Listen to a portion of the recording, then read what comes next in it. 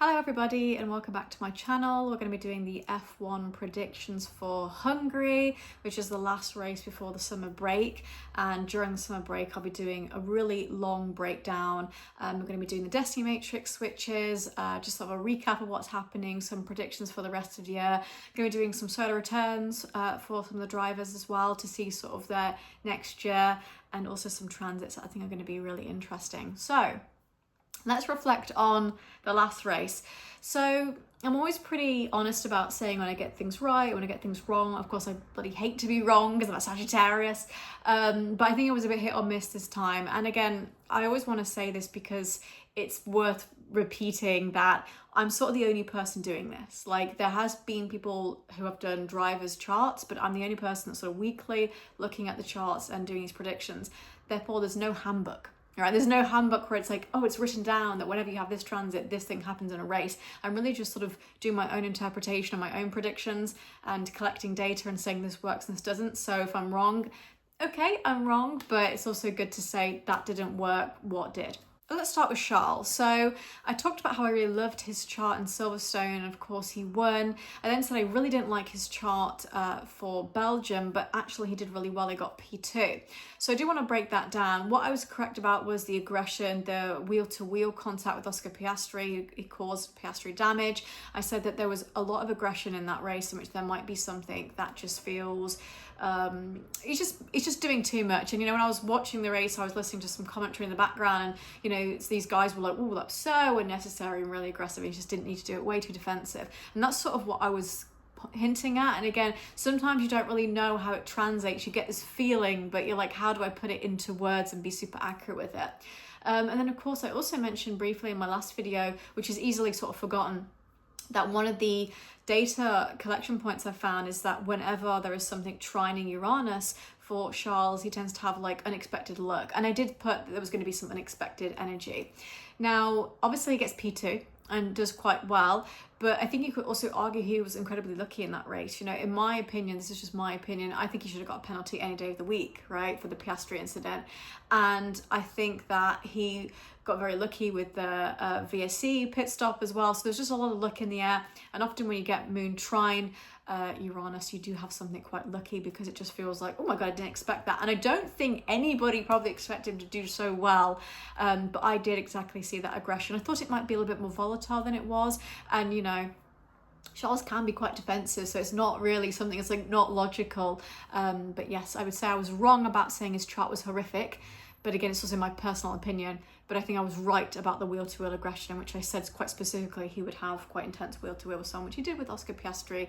I wouldn't say it was like, you know, we're really going back and forth, but it was, like I said, unnecessary.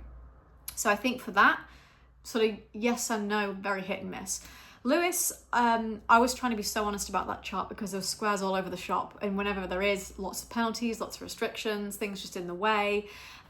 We also talked about the Mercury retrograde, which was conjunct his moon, and we talked about how that might cause delay and problems. And actually, I don't think Lewis was that sort of pissed after the race. He's I'll take P4, like, given everything, I'll take it, you know. I think he wasn't too fussed, but he also said for Hungary he's really going to put his foot down. He was like, I can't be making the mistakes I made, we're going to go full speed ahead this time. So he's really got to fire up his arse, which of course can be really good for discipline, but we also know in this type of field that that can also make you aggressive and prone to doing lots of different risks as well. So with Lewis, it was a bit of a hit and miss one. Again, I actually thought he would do better in qualifying than he did, so I was wrong with that as well. And he also had damage in practice in FP3. So yeah, again, a bit hit and miss with that one, but sometimes you just have to collect the data and see how it works. And then I also talked about Kimi. I really liked that moon conjunct moon on Virgo for qualifying because he got pole position. He also won the race. I mean, not much to write home about with his chart. It looked good. Now, one thing I really noticed was that I got the wrong chart for him. So he is indeed a Sagittarius rising. So I've had a look. I don't really know what's happening. Apparently he has it's an AA rating, which is that this is predictable. It's from a birth chart from, I think it's from Italian astrology. I don't know if he's maybe had his chart done before or something. I don't know what it is. But if you put 1:15 p.m. in Bologna, Italy, in a chart, it comes up as Scorpio rising. So this is what I was getting confused about. But then it says it's a Sag rising. So I've basically analysed both the charts together. Now, one thing I will point out is that my predictions are not inaccurate, because all the predictions I made, those transits, do not matter whether he's a Scorpio or a Sagittarius rising. Right? The moon would be conjunct that natal moon anyway. So a lot of the things that I'm looking at are more of the inner planets. And so when there's something like moon, by inner planet I mean like a transit moon. So they say the transit moon in Virgo is going to, let's say it's going to square his natal Uranus. That Uranus is not going to move. It's a slow outer-moving planet that takes 7 years. So it does not matter if he was born at 1:15 or bloody 10 p.m. in the evening. That won't change. So those kinds of things where we're looking for volatility, that's fine. So I do not take any of my predictions for Kimi back. However, the way I would view his personality, his strategy, and his life path are different. Sagittarius rising makes a lot of sense because it's ruled by Jupiter. Therefore, his chart ruler is Jupiter, which is a very lucky planet. He's also very likable, very personable, Sagittarius. I'm not just saying I'm a Sagittarius, so with lots of Sagittarius placements, but I'm just like, it's very personable. He's also extremely mutable. I just didn't get Scorpio rising. I know he's got his little fangs. He's got a lot of fangs, but I didn't get Scorpio rising from him. He's not got the intensity enough. He's more sort of, he's more, I don't know what the word is. Chill. I think chill. He's more sort of just chilled out guy, isn't he? But all that mutable energy, of course, makes him very fast, and we know he's very fast. So having Sagittarius, which is all fire, it's the archer, right? Very precise. He's known for his precision. Yeah, I don't know about that. And then also all that big Virgo stellium, which is, yes, absolutely makes him very fast as well. So I think all that energy doesn't change what I said. But I also talked about the Saturn South Node constriction, which of course I said was going to be something like a safety car that might impede him. And of course, the first lap, George crashes. I'm fed up. I'm actually angry at this point because he's not getting a fair go of it. I'm a really big fan of both Kimi and George because I'm a Mercedes fan overall. And, you know, would I love to see George win? Absolutely, I would love to see him win. Would I love to see Kimi win? Yes, of course, both. I would not mind either. And I think it's exciting, but I can't help but feel a certain kinship to George because I think he's very misunderstood. There's something about his personality that really speaks to me. I think we would understand each other very well. And for me, it would make sense if I said, yes, Kimi's the better driver, but he's just not getting a fair go of it, right? And I think if they had equal machinery, we might be having a different conversation here. And I think that's the problem, that people are saying that George is moaning, oh, he's close to tears, all these things. Wouldn't you be? Also, again, I don't want to get into like the politics of it all, but I've heard of people saying like, oh, he was so emotional. Did Kimi not cry in Silverstone on the radio while driving? And it's because I'm an empathetic person. Yeah, that's fine, but then we can't be picking on other people for showing emotions. And then when he does show emotions, we say, oh, you know, he's always crying. But then when he doesn't, he's robotic and Aquarius. And it's just like, just say you don't like the guy and stop talking outside your ass, basically. Like, I'm fed up of it. And the management of it irritates me too. So that's all sort of interweaved into the situation because I don't have George's chart. So if I had his chart, I could understand the dynamic of it all. One thing I will say for George is that Saturn is going to retrograde in Aries this week. So it's going to be retrograding. Now, his Saturn return in Aries is particularly volatile. I think he might have a night chart, which means that his sun will be below the ascendant. Therefore, my prediction of being a Cancer rising would not be accurate. He'd have to be anything from sort of Virgo, Libra, Scorpio rising, anything even to Capricorn. I mean, he could be Capricorn rising. Maybe that's where I'm getting the Cancer from because I'm a Capricorn rising. We've got very sort of defined bone structure. It's just he has these big baby doll eyes like a Cancer rising. So I always just thought, maybe. But it might also make sense with Capricorn as well because both me and George, if we were Capricorn risings, we have the 17 energy together and it's been an awful year for me too. So I think that 17 energy is actually reversed for both of us, bringing us that hopelessness feeling, which is not fantastic. But with Saturn retrograding, it becomes more rebellious and the Saturn return is a bit more sort of like, I'm not going to stand and take it. So, you know, we're going to see him fighting. And I was really happy to see him put a post on Instagram where he said, I'm not going to give up, I'm going to fight for all I've got. Like, basically he went full Cobra Kai crease to fight over till I say it is. So I'm really happy about that, and I think he's going to go for it. Anyway, to cut the waffle, what else did I predict? Yeah, I also put at the start of the TikTok, I just felt there was going to be some kind of safety car penalty crash, something that just really affects the race of all drivers. And we did, of course, George crashed in the first lap, so that was something I also accurately predicted. And I also had an interesting observation that Moon trying Uranus for Charles was very unexpected lucky. We had the exact same aspect at 4 degrees for both of them for Max Verstappen, who got P3 on the podium. I don't think people were maybe expecting that. Again, I didn't actually even do his chart because I said not much to write home about. I mean, he was kind of just, it wasn't much to talk about. And he said it himself. He was like, well, it was kind of just boring. I wasn't doing anything. So sometimes you see like a chart where you're like, nothing's really happening. You know, you're sort of at the front. You may be defending a little bit, but nothing crazy. And, you know, I couldn't really recall what had happened to him during that race, if that makes sense. And you do see that in the chart. Anyway, let's cut out the waffle and actually start talking because I've done 10 minutes of the spiel. So let's look at Lewis Hamilton. So we've got a 16-degree Mercury in Cancer, not retrograde anymore. So let's see if this makes a difference. That's conjunct his 17-degree natal moon in the 9th house. Now, when he went in Barcelona, he had this conjunction. And obviously last week we were a bit like, is this going to work? We don't know because it's retrograde. This Mercury retrograde in Cancer has been particularly volatile for everyone involved. I've been doing some videos on TikTok. Just have a look at the comments and you'll see that people had a rough time with it. And also it's kind of difficult for Lewis as well because he's got a Capricorn sun. So it's going to be opposing his sun, kind of really hitting the ambitions a little bit. Making him fight for it, that's for sure. So that could be very victorious and pretty nice as well. He tends to do well around Hungary, although this track has a lot of straights as well. So it's a thing about Ferrari in the straights, and it's kind of similar to Belgium and how that's going to impact him. But we also saw Charles do quite well. So I don't think we should be putting all that logic into it too much. I think that we need to analyse that conjunction and see if it's going to be successful or not. One thing I will note is I don't like qualifying for him. So we have the transit moon in Sagittarius and it's going to be conjunct natal Uranus. I'm going to put a video of what that sounds like. Can't see out. I'm trying to get the course. We do have a 5-second penalty for track limits. Yeah, but that's a joke, mate. I didn't do it on purpose. I like, the car was broken. So yes, that was a video of Kimi who had the transit moon, and that was conjunct his natal Uranus, caused his problem in Silverstone and also caused him to be quite emotional, a little bit sort of like, oh my God, I don't know what to do with myself. So this brings a little bit of unpredictability. It's not necessarily always bad. This is one thing I want to say. It's not always a bad thing. It can be like absolute flash of brilliance, right?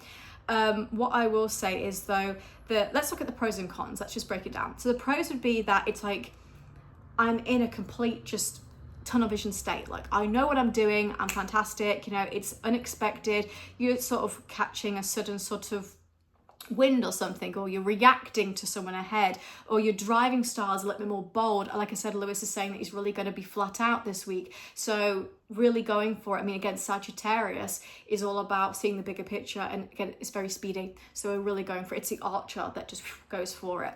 Some of the cons would be that, again, because of what we saw with Kimi as well, it's quite notorious for this erratic unpredictability that be like, what the frick just happened? The car just stopped, you know.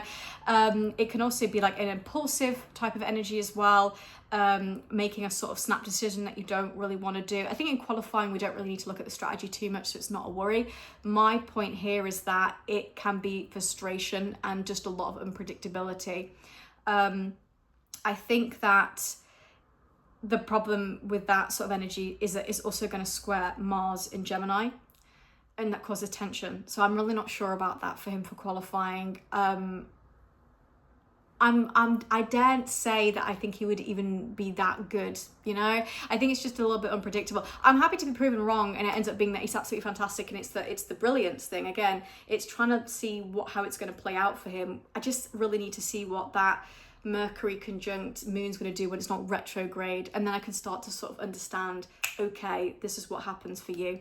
But I would say combined with that Uranus energy, it's very adapt or die. So you know, there's just something a bit volatile about qualifying for him, which I don't like too much. For the race, I would say that Lewis really needs to focus on taking very calculated risks here.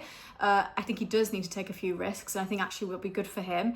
I think he needs to stay very calm, because there is a potential to be quite emotional during this race for him, particularly where it's just sort of chaotic and it's sort of like, you know, what are you doing? What are you talking about? What are you trying to say to me, you know?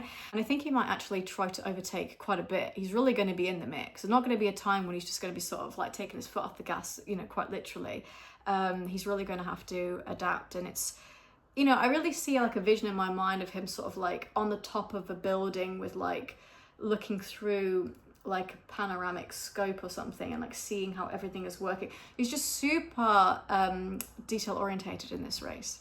Okay, so let's look at Andrea. Let's look at Kimi. I seem to be the only person that calls him Andrea. Everyone's like, why do you call him? Because that's his name. His name is Andrea.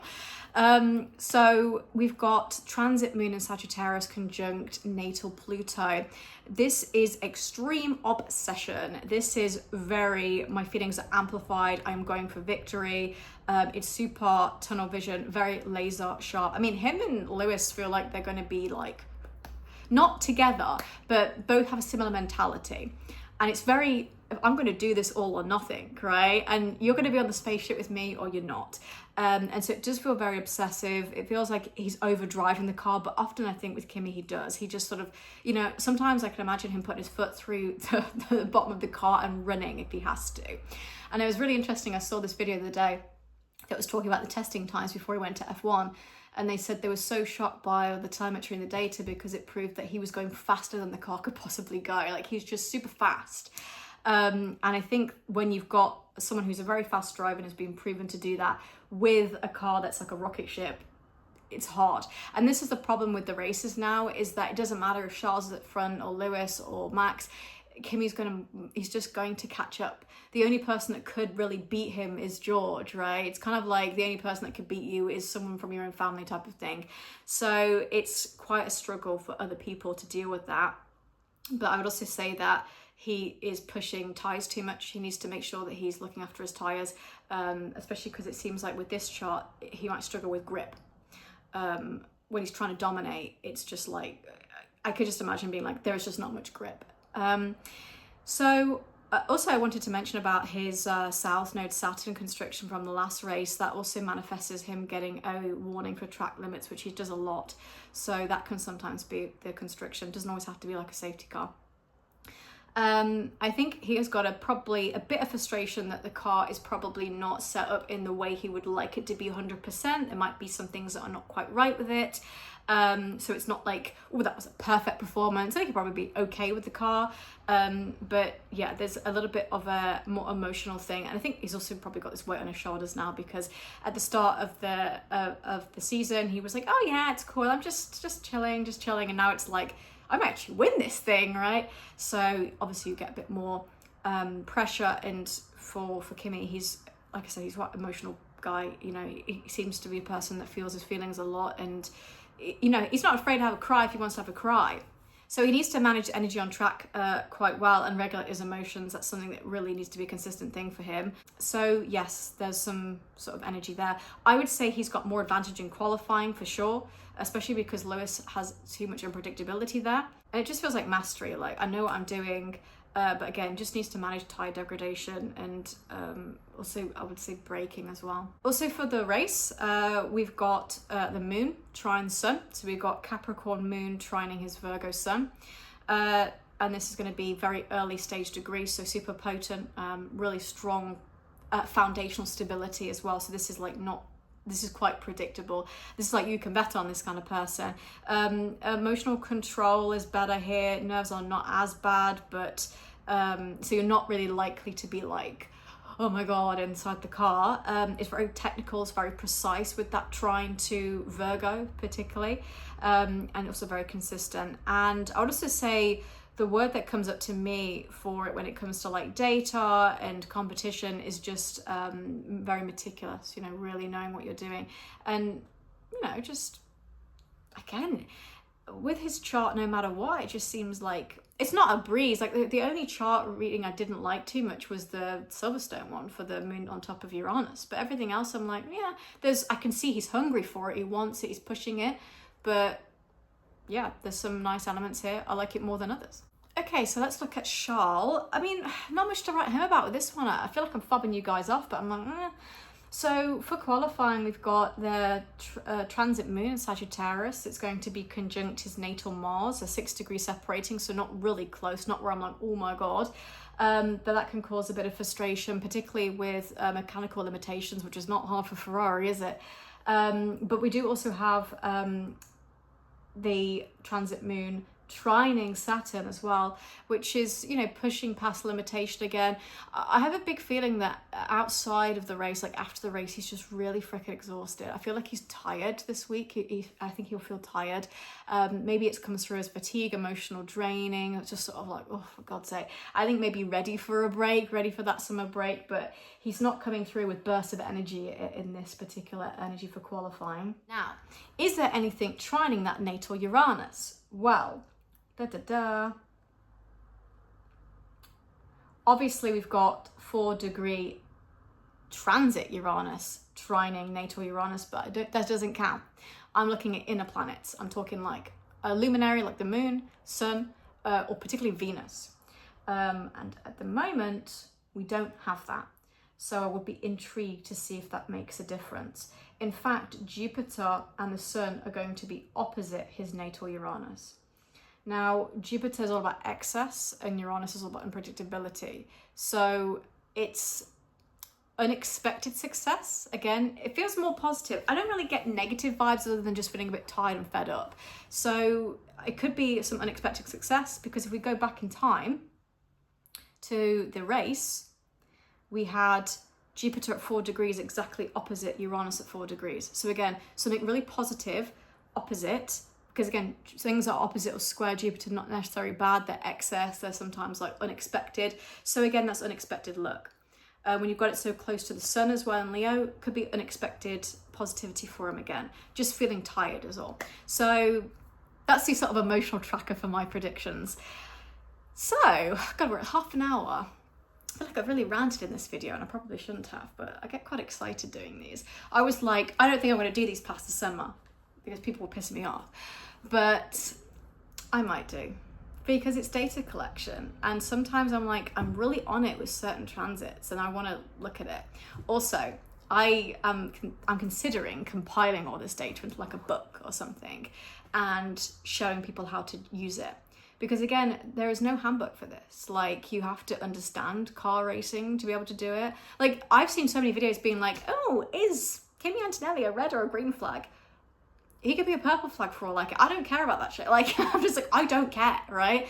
Yeah, you could see his breakup in the chart. So what? It's not something I'm interested in. I'm interested in like the actual sort of dynamics of it. And that's not to say that people do those videos are like bad, because I get asked to do stuff like that all the time and I don't have a problem with it. My point is that, you know, I want to be able to have people to understand it as a real thing. Like, if you asked an F1 driver, oh, do you listen to a horoscope? They'd say it was bullshit. And I want to be like, no, like, I want to show you that you can use this for strategy. Like, this is not a stupid thing. When you're feeling emotional, when you're feeling tired and you don't really know how to explain it, because you've all gotten up one day and thought, oh, there's something in the air and I don't know what to explain it. You need someone to sit you down and say, this is why you feel this way. And this is how you can work with your engineers and your mechanics in the best way possible, right? So that's kind of what I'm trying to achieve here. And then also just having fun with it, because it is quite fun just to be like, oh, did you get it right or did you get it wrong? It's like a football fantasy team, isn't it? But ultimately we're learning and we're collecting data, and that's what you do. And that's ultimately also what you do when you don't have a foundation, right? You can't be right all the time if there's no handbook to tell you you're right. Like, in astrology, we have traditional astrologers that were writing from freaking Babylonian Mesopotamian times, right? We've got things that predate Christianity. Like, you know, it's just all sorts of things that we have where there is foundational textbooks. But with this, you're sort of really trying to interpret your own. Anyway, I'm going to stop ranting. I hope you enjoyed this video, and thank you very much for watching always. It's really nice to like interact with everybody, and also to see all the people, because I know everybody who comments now. I'm like, oh, you always comment every week, so it's really nice. And this is going to be the last prediction before summer break, so it'll be interesting to see you know, how it's going to translate. No Mercury retrograde anymore, so it might be a little bit easier. And yeah, let's see if that Saturn retrograde in Aries does anything for George. And yeah, I'm intrigued. Anyway, thanks for watching, and I'll catch you next time.